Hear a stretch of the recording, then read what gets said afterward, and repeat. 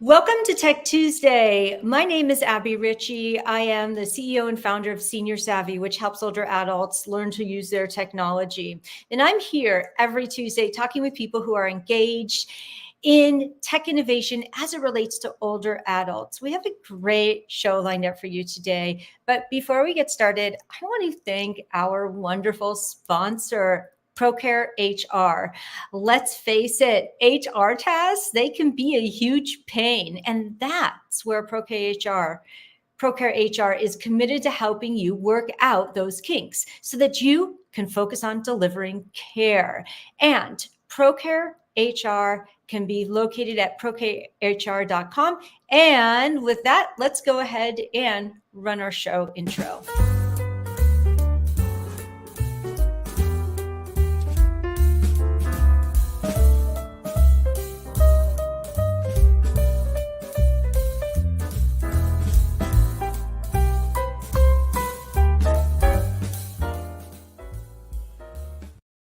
Welcome back to Tech Tuesday. If you were with me last week, you probably would have seen me broadcasting live from the floor at Eureka Park at CES. And so I want to thank you for hanging tight with me during all that noise and chaos. This week, we have a slightly different topic. We're talking about dementia tech and advancements in dementia tech care. And I want to go ahead and bring my panel on for today. We have Lori LeBay of Alzheimer's Speaks and the Dementia Map. Welcome to Tech Tuesday, Lori.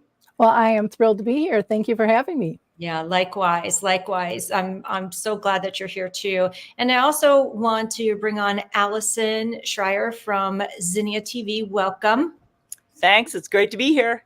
I know you guys, this is just like an all-star panel. I'm thrilled. And we also have Andy with SingFit. Welcome to Tech Tuesday, Andy. Thank you so much. Thanks for inviting me. Okay, you're welcome. I'd love to have panels of people on just to talk about the topic of the week and to give it some more depth than we normally get. So what I want to know from you, and I'm going to call on you one at a time, is really and truly, go ahead first off and introduce yourself. And second, I want to know a little bit about your origin story. How did you get into doing this? So Lori, let's start with you, please. Well, I got in this space as a frustrated daughter, still am one, and I'm trying to shift dementia care from crisis to comfort by filling the cracks in care through collaboration and creativity. Awesome. Thank you. And Andrea? Allyson. Oh, I'm so sorry. Allyson. That's okay. I like Andrea too.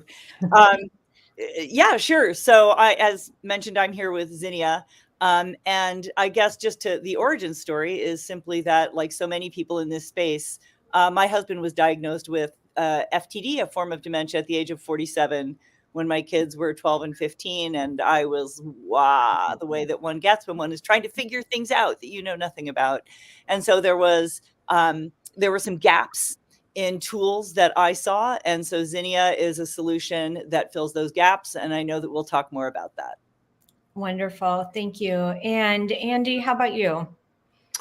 So a little bit left of center. My dad was an opera singer in the 60s and so, and there was an opera prompt that a person that would be behind kind of a hood or a shell and would spit out the libretto right when singers forgot their words. And he wanted that in the car. And so over the next 30, 40 years, as a crazy inventor, he now called an entrepreneur, right? Like a serial entrepreneur, but then a crazy inventor. He continued to try to make this idea happen. And at the same time, genetically engineered myself to become a music therapist and my sister become a technologist. And then when the app economy really stabilized, right? And I was in college and I learned one day at the same time that this cueing idea was actually evidence-based from speech therapy and music therapy for years and years and years. I called my sister and I was like, remember the crazy idea that Dad had? I think it's time. So we started it up. And so we focused on dementia for a variety of reasons. But, that's kind of the origin of it. Great, great. And how long has SingFit been around for? Actually, over 10 years at this point. We have a beautiful investor that, which is never kind of, those words don't typically happen together, but he enabled us to really develop our group program for a couple years initially. And then only over the last couple months have we really gone into the digital world where we have fully smart technology that's self-guiding and self-prescriptive for folks. But we've really been focused about 7-8 years on selling our group program. Great. And let's talk about how far dementia tech has come in the past 5-6 years. So Lori, could you speak on that, please? Well, I think there's been a lot of changes and a lot of innovation. Much of it I would like to see turn into social prescription, because I think it really adds a lot of value, but I think we're a ways off on that. Though I know there's a pilot, I believe in Massachusetts, that's working on that. I think we still have a ways to go in terms of really listening to who we're serving and what their needs are. To make a lot of times, I think the tech that is developed is too complicated, or one of their biggest complaints still is that we do all these upgrades and we change it too significantly, and then they have to start all over again. So really identifying who our target market is, to me, is still an area that needs work. Again, I think we've come a long ways, and like with Allyson's and Andy's programs, they're very specific. Mm-hmm. But and then there's also a lot of copycat things going on, which is normal in any industry as well. But and that gets a little confusing for people in terms of which one should I grab, especially when it comes for app notifications and communication systems and things like that. Mm-hmm. And Allyson, tell us how far Zinnia has come along in since you started it, please. Yeah, sure. And I can also sort of explain a little bit more about what it is. Mm-hmm. So kind of tagging on to that origin story a bit, one of the things that I recognized as a care partner when my husband moved into long-term care, and this also ties into what Lori was saying too, about how technology, I think, has gotten so much better at looking at what are people capable of and how do we meet their needs and really look at what they can do and not what they can't do. And so one of the things that I discovered when I visited my husband in long-term care was that he was often parked in front of a television viewing that really didn't take into account what is he capable of. So he can no longer track a plot. He can no longer tell fact from fiction. He can no longer process rapidly moving audio and video. And so therefore, the result is that when parked in front of a television, he would become agitated like so many people, or he would fall asleep. And so the solution that we were trying to find back in 2019 was, how do we develop content that takes into account all of the things that he can still do while also paying attention to the skills that he has lost? And so what we developed was an app that came out in October of last year that is that delivers videos to connected televisions and tablets that are research driven and are intentionally curated to be digestible by and engaging for people who have the cognitive challenges that are associated with dementia. And so these not only entertain and occupy in meaningful ways, but it's also a tool to assist with caregiving tasks. So our thesis is that at the end of the day, if the person living with dementia is having a better day, then so is the caregiver. Yeah. So, yeah. Yeah, you both have made some really good points here, especially in terms of the development of technology and how it is so rapidly increasing, especially with any of those software updates and how things change. And I've experienced that firsthand at Senior Savvy with a lot of my students who resist the software updates because they don't want the changes, right? And so just doing incremental changes would be so much better than like a whole upgrade overall. So I really appreciate you talking to that. And Andy, so tell me about how much SingFit has developed and improved over the past couple of years, please? So we took, my dad's initial idea of a word queuing system, but a word queuing system within song, right? And so the idea is, when you have this word queuing system and you eliminate the need for reading, right? Yes. So folks, as Allyson is pointing out, when folks see words and they are simply a reminder that they're having these challenges, what happens is engagement goes way down, especially in a musical context. And so we've eliminated the words. And so we just have a word cue. I mean, and that's also applicable for a variety of other folks, visually impaired, high anxiety. So we eliminate the words in general, especially when we're focused on our dementia folks. And what that enables is, with the right intention and the right context, it enables using singing as a neurological and respiratory exercise, right? Not to mention all the mood elevators and all the positive rapport building that comes with a intentful musical process.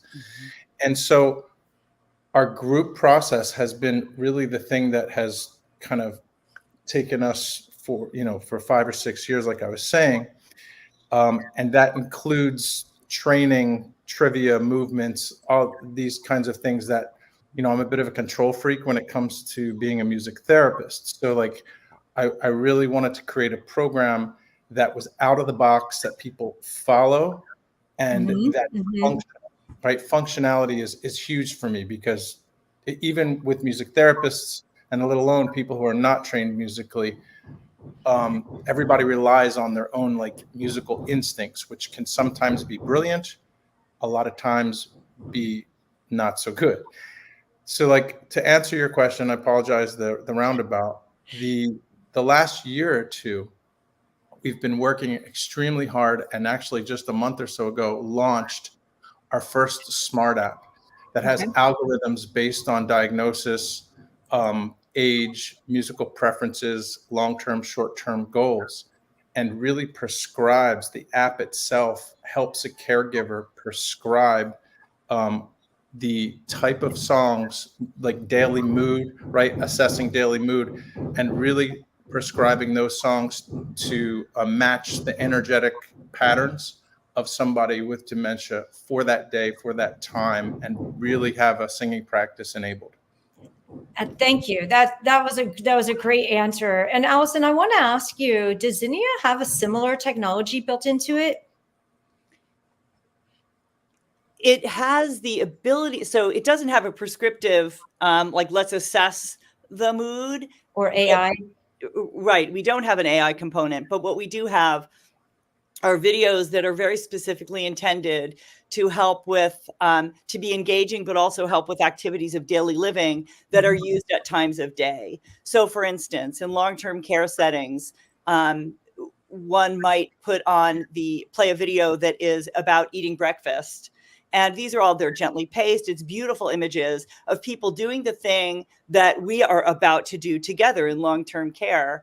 And so we watch this video together about eating breakfast. And what that does is it sets the tone and the expectation. So now that when we as a group sit down in the dining area, we know what's coming, we know what to expect, and it actually increases appetite because people have now watched people eating.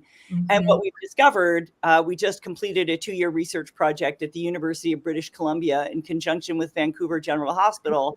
And what we've discovered is that if we set these up, schedule them throughout the day, so that we watch the drinking water video multiple times during the day. We watch the toileting video at a certain time. We watch the let's get dressed video when we first get up in the morning, that played regularly. It eases anxiety around all of these activities. So these can be used in the moment, but also scheduled so that they help with the daily flow.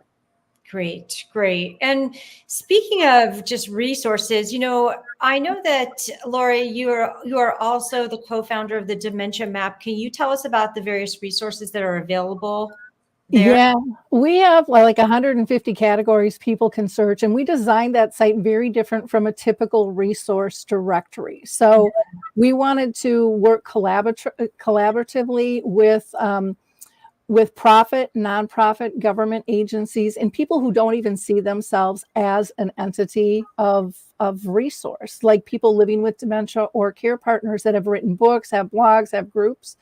We wanted to create a platform that was free because people don't have budgets, or they can do a paid plan that was universal because what you need doesn't have to be in your backyard anymore.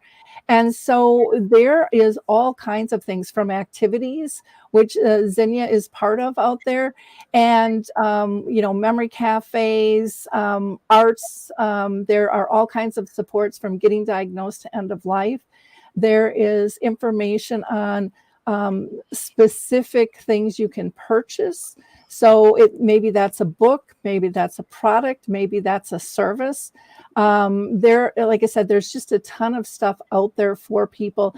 And we wanted it to be accessible for people living with dementia who can still use the computer, for exhausted care partners, both family and professional, and for professionals themselves who many times have the attitude is we've got everything we need.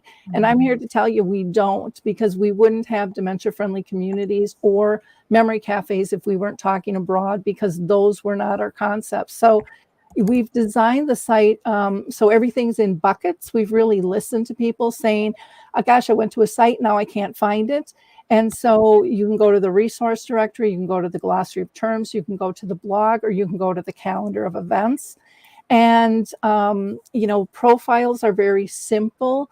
We know, I'm sure all of us here have signed up for something and then seen the back end afterwards and go, I'm never using that because it's way too hard. So we've tried to keep it simple. We don't use AI. We don't have pop-ups. And we are not asking for people's personal information because we know they're tired of being hacked and spammed. So it's a very different layout from 99% of the sites that are out there, because we want it welcoming and comfortable for all. And, we want to constantly be expanding this. And we also didn't go in with the mode of just buying listings and putting them in. Because we want to make sure people are actually going to respond and that we've got correct listings. So there's lots of different ways for people to be able to search within the site as well. It is a valuable resource, and thank you for putting that together. With all of the advancements in dementia tech that have occurred, and I want to hear from each of you, what's missing? What is still missing that you wish existed? And Allyson, if you would go ahead and answer this first, that would be great. Sure. I think that technology that is easy enough to use so that it is adoptable by staff whose hair is on fire, right? They have a million things going on. Right. So technology that is so easy to use that takes into account what their workflow is, so that they don't need to step outside of their workflow to learn how to use it and to have it be effective. To me, that's the greatest gap, is how do we keep staff from leaving because they're so overworked and so stressed out. And that also helps support connections between staff and residents. I think those are things that are lacking still. Absolutely. And it's actually one of my biggest pet peeves is when someone says it's plug and play. You just plug it in and it'll work, or it's so easy. And when you work with older adults and or their children, it's not so easy. There are a lot of other factors that are playing out in that moment. So I really appreciate you saying that. And Andy, how about you? What do you think is still missing in this vast ecosystem?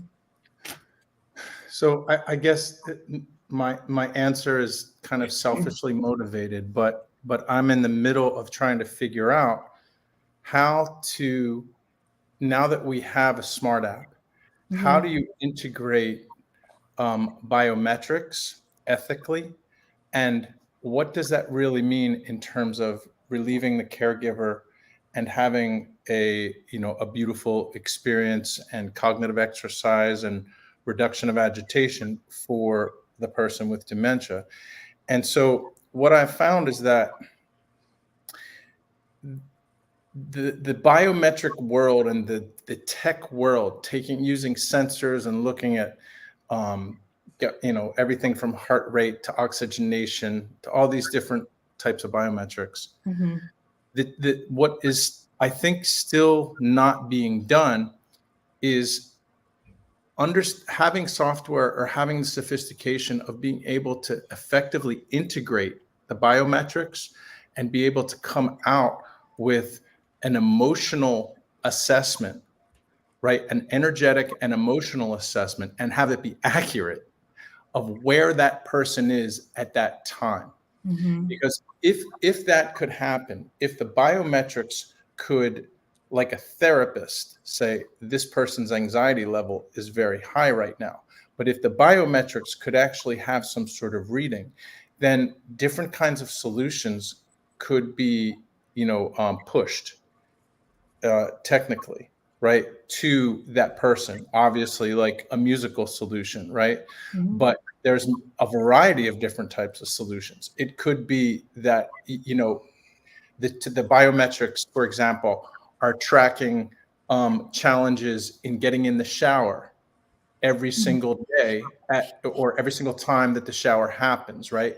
Because heart rate is going up, because galvanic skin response has changed, right? All these different things are changing. The biometrics take this and they give resources to a caregiver, say, read The Bathing Battle, right? Get Right. this book, or X, Y, Z. I And feel like I heard something similar to this, and Allyson, correct me if I'm wrong, on Nicole Will's podcast, or when you were talking about the dressing challenges of lifting someone's arm up and over because they had an injury, right? And if you're not checking into their file as a caregiver, you're not going to know why this is occurring. So just having those kind of details available, is that? I think that that's true. I also want to play devil's advocate there a little bit.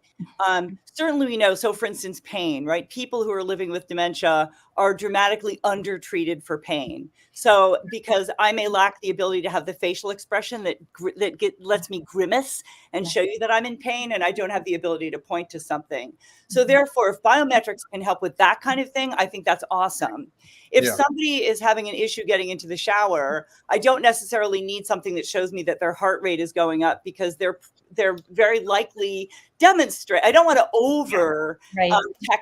technologize behavior stuff, but I agree with Andy. I think that being able to calculate what's going on for a person who is no longer able to demonstrate reaction is really, really an important thing. No, so telling a caregiver who's challenged with getting someone into the shower that they should go read a book, and It's not going to help. Is a waste of time. But that's Absolutely. not the point that I was making there. But you're right. You're pointing it out as that one side, that the biometrics could, if used ethically, really inform what kind of programming and how to create solutions for that and push solutions. And then at the same time, patterns over time within the biometrics could inform how to look at big picture problems, right? And wouldn't necessarily that in that scenario wouldn't necessarily be a fix, but it could be a point to consider. Absolutely. Lori, was there something that you wanted to say? Yeah, I think one of the biggest problems with tech that we have is all of these things are fine, but if the public doesn't know how the heck to find them, what they're called, or that they're even available, we are missing the boat. And again, that's one of the reasons we created Dementia Map. Mm-hmm. It's critical that we, these companies, when they're getting their grants and stuff to develop stuff, get marketing dollars with them, and some of them don't. I know I've interviewed many over the years, and they have great products, and then they go by the wayside because they can't get out.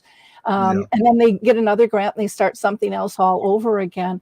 But we have to be able to communicate not only to families, people living with dementia, but professionals as a whole, what these are, where they are, because you don't even know what to Google. You don't know what exists. And this is a fast-paced market that is constantly changing. It's true. And that's a critical piece, I believe. No, you're right. I want to respect your time. I know some of you have to hop off a little bit early with just a minute or so left. How can people get in touch with you, Lori? They can go to dementiamap.com or alzheimersspeaks.com, or they can always email me at Lori, Lori, at alzheimersspeaks.com. And Allyson, how about you? Yeah, I'm Allyson at zinniatv.com, or people can go to our website, which is zinniatv.com. And then I believe guys will also be posting a link to our latest peer-reviewed article, which talks about the benefits of Zinnia and how it helps people in long-term care, people and the staff in long-term care. Wonderful. And Andy? Just Andy, A-N-D-Y at singfit.com. And I posted, there's, obviously singfit.com is our main site, and there's a bunch of social media things. I guess they'll be posted, or I put them in the chat. So, but yeah, please reach out. Would love to chat with anybody about musical programming. Wonderful. Guys, thank you so much for being here with me today. Thank you for sharing your resources, your experience, your history, and your passion. I so appreciate that. And we will see you all back here next week.